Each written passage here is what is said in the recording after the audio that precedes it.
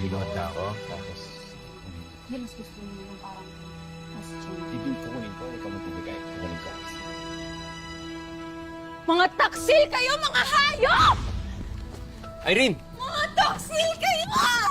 Hayop ka! Irene! Alam mo, ahas ka! Ahas kang malandi ka!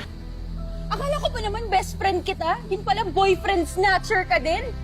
Nagkukunwari ka pang tulay naming dalawa, pero ang gusto mo lang naman, sirain kami ni B-Boy. Irene, tignan mo ang ginawa mo. Wala naman siyang ginagawang masama eh. Talagang pagtatanggol mo pa talaga yung babaeng yan? Alam mo, isa ka pa eh. Akala ko matino ka, pero yun pala, two-timer ka. Pinagkatiwalaan kita. Akala ko akin ka, kaya nagpaangkin rin ako sa'yo, pero yun pala, gagaguhin mo lang din ako. Irene, pwede ba? Pwede ba bago ka magwala? Pakinggan mo muna ako. Kaya na naman kami nandito ang dalawa kasi nagpapatulong ako sa kanya eh. Kasi bala ko na sanang mag-propose sa'yo. Gusto na kita sanang pakasalan. Di ba? Dilulo ka kasi. Pero kung ganyan ugali mo, mabuti pa. Huwag na lang.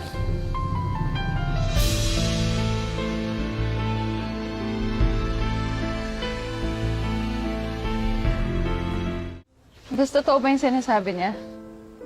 Mas ganito kasi yung best friend mo ako, kaya mas kilala kita. Kaya sa akin siya lumapit para magtanong sa mga gusto't favorites mo. Para naman ma-surprise kapag nag-propose na siya sa'yo.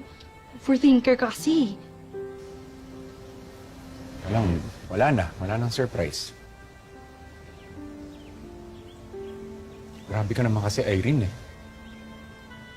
Best friend mo, pati boyfriend mo, pagdududahan mo.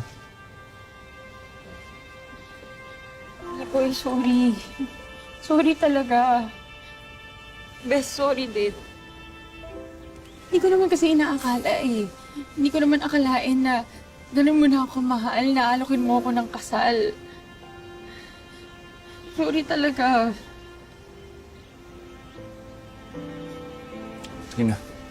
Sige na, tama na.